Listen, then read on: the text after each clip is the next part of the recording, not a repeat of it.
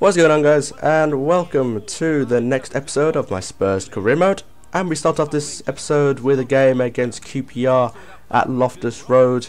We are currently sitting in 3rd place in the table with QPR down there in 12th. Start off this game with a corner in the 27th minute, whipped in from Aubameyang. Vertonghen on the end, great header and a great goal. We haven't been very good at set pieces this season, but it was great to finally see one go in.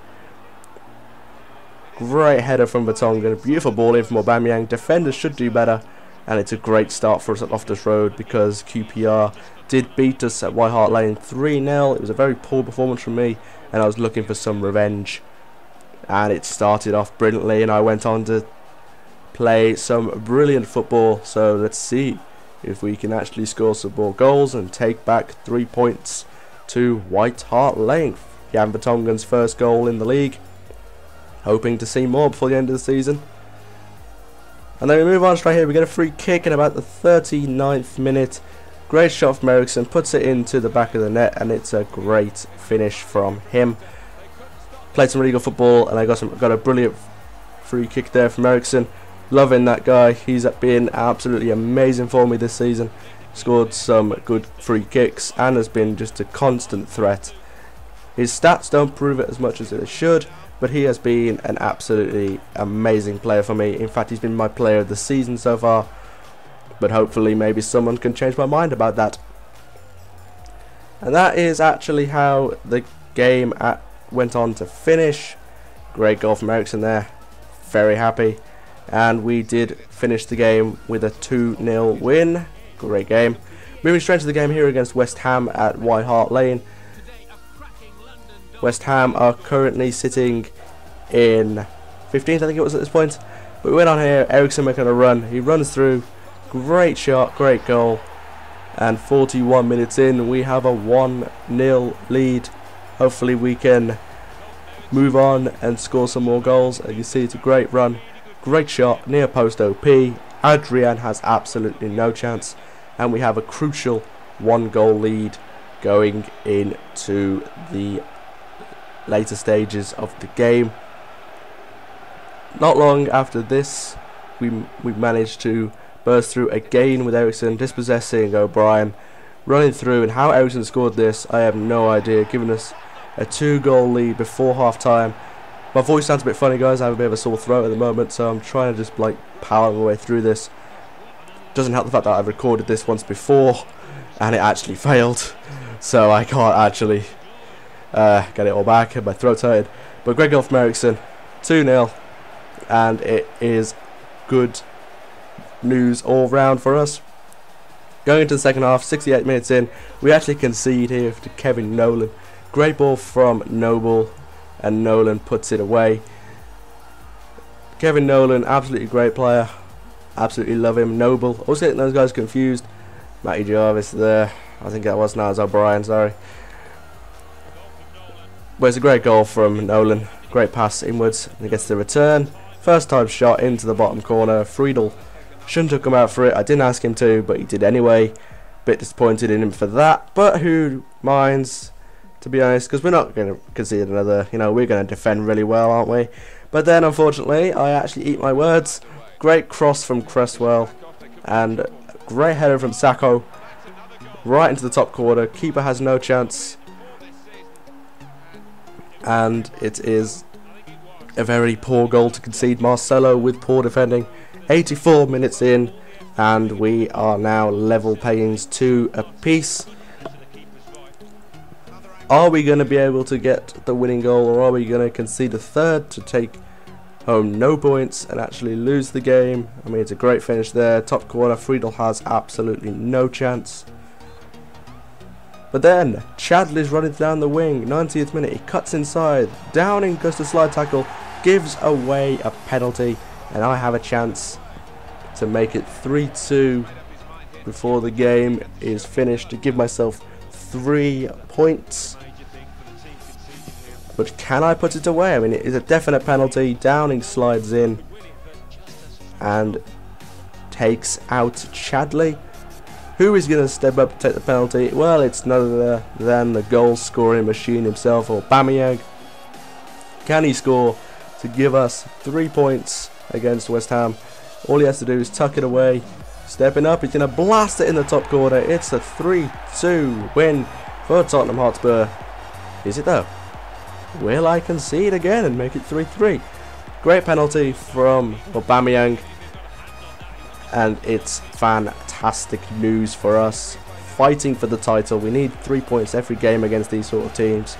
And it is a great finish and a great goal to score, and that is actually how the game finished. I didn't concede a third. We do take away all 3 points. Going straight to the game against Leicester City here against White Hart Lane, and this was a game I deemed a must-win once again. Team near the lower end of the table. You'll see they're actually in 15th at this point. They're doing quite well, to be honest. Goldham's in -18, but they're doing well. We get a corner here with Aubameyang, and Cabella, of all people, gets on the end of it. And he goes into the back of the net, 22 minutes in, and the smallest guy on the pitch probably scores a header.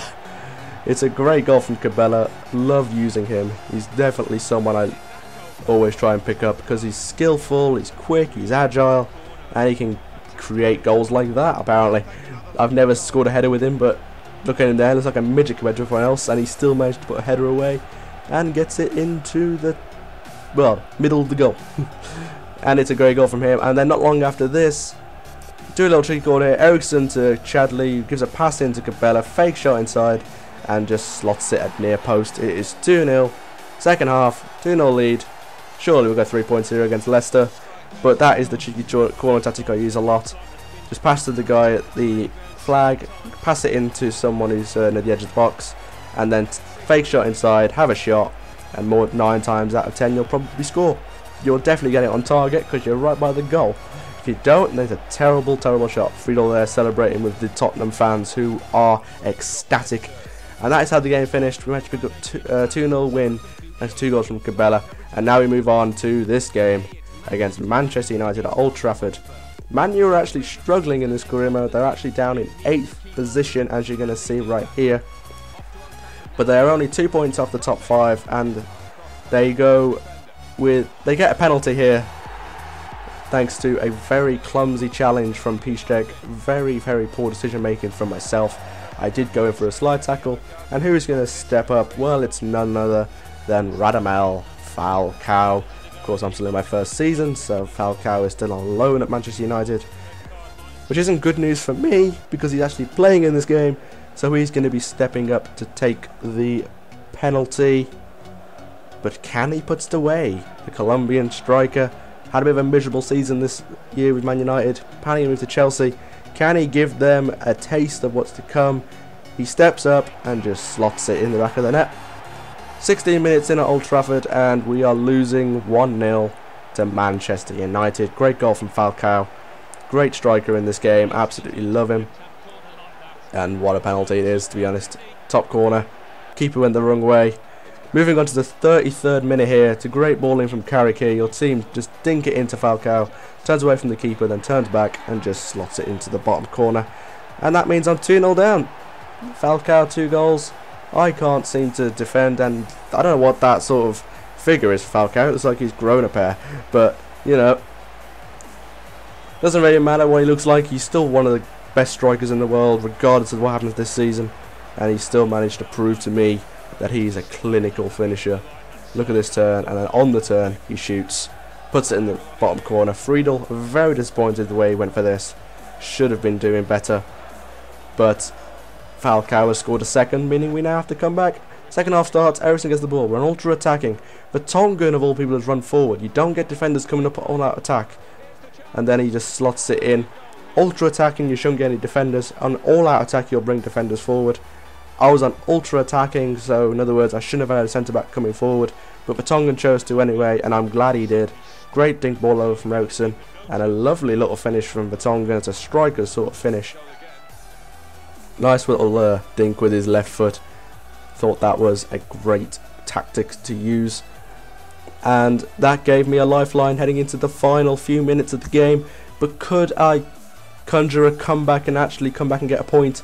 Unfortunately, I could not. I do lose the game 2-1 at Old Trafford, and this is how the league table looks now.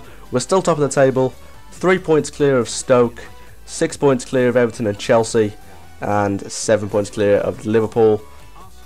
But that is it for this episode, guys. I hope you have enjoyed. If you have, make sure you hit that like button, make sure you leave a comment and subscribe, and I'll see you all in another video.